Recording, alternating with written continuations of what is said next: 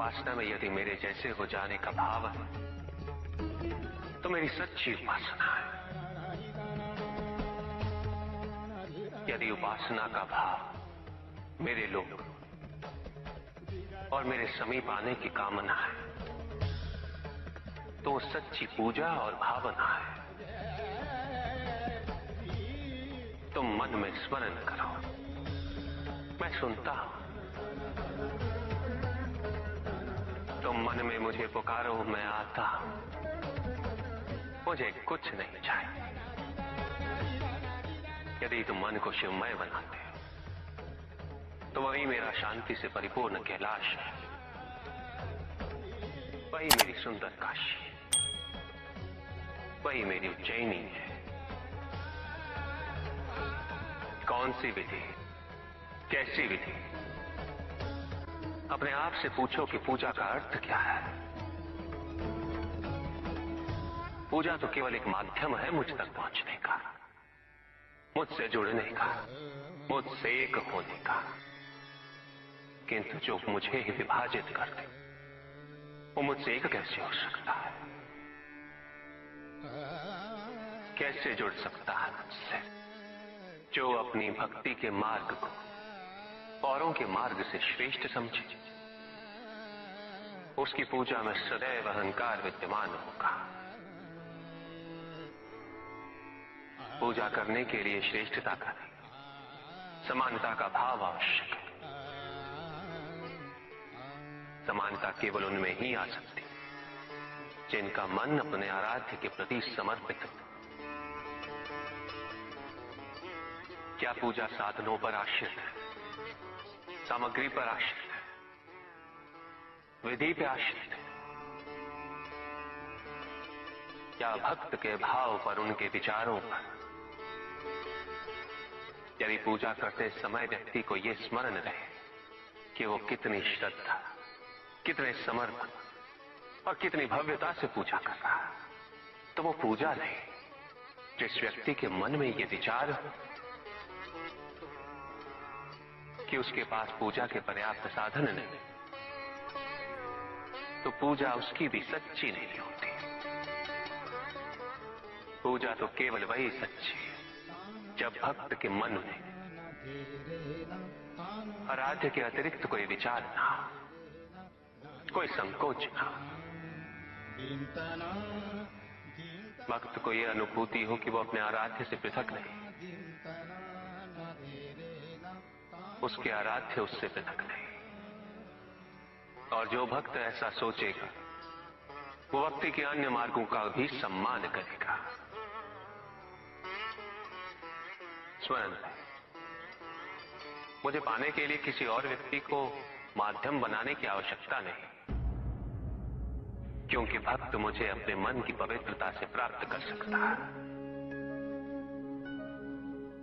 यदि भक्त का मन ही निश्चल नहीं तो किसी और के माध्यम हो जाने से वो कैसे संभव हो जाएगा? और यदि मन पवित्र है तो फिर माध्यम की आवश्यकता ही क्यों? मेरी प्रार्थना करने के लिए प्रेमपूर्ण हृदय चाहिए, ऐसा हृदय जो जीवन के प्रत्येक क्षण प्रेमपूर्ण रहे। और यह तभी संभव है जब व्यक्ति सबसे पहले अपने आप से प्रेम करना सीखे, अपने आप से जुड़ना सीखे। जब तक व्यक्ति को अपने मन में विद्यमान दिव्यता की पहचान नहीं होती, वो दूसरों में भी उस दिव्यता को नहीं देख सकता।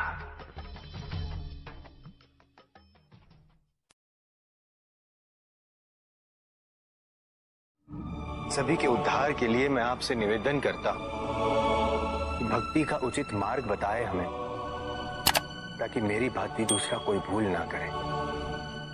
भक्ति मुक्ति का आधार है और मुक्ति तो केवल समर्पण से ही संभव होगी। प्रायः भक्ति कब मोह में परिवर्तित हो जाती है और ऐसे में पथ भ्रमित होना अनिवार्य है। शक्ति प्राप्त होने से कोई शक्तिशाली बन जाए, ये सत्य नहीं। शक्ति का सम्मान वहन करने की क्षमता होनी चाहिए, और यह क्षमता किसी वरदान से प्राप्त नहीं होती। ये तो हमारे भीतर ही विकसित होती है, हमारे विचारों से, संस्कार से। तो प्रभु, जो आपकी तपस्या कर आपको प्रसन्न कर लेता है, उसके विचार व कर्म शुद्ध ही होंगे ना? अधिकांश व्यक्ति ईश्वर के प्रति केवल इसीलिए समर्पित रहते हैं ताकि वे अपनी सांसारिक इच्छाओं की पूर्ति कर सकें। उनके विचारों की शुद्धता, उनकी तपस्या केवल भौतिकवाद का माध्यम बन के रह जाती है, उसके परित्याग का नहीं।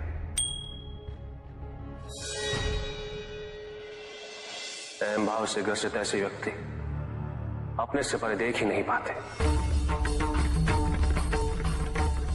उन्हें जो चाहिए वो इसलिए नहीं कि उससे वो संसार का उद्धार करना चाहते हैं, अभी तो इसलिए कि उससे वो केवल अपने परिजनों का उद्धार कर सके। और शक्ति पा लेने के पश्चात उनका असली स्वरूप प्रत्यक्ष होता है, उनके व्यक्तित्व के दोष उभर कर सामने आते हैं।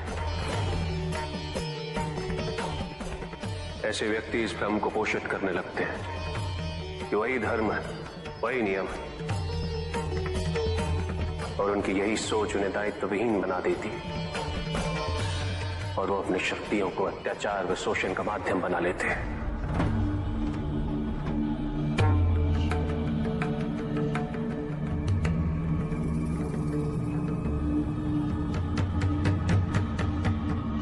जब जब वरदान को अहित व अन्याय का माध्यम बनाया जाएगा, मैं या नारायण किसी भी रूप में अवतरित होंगे,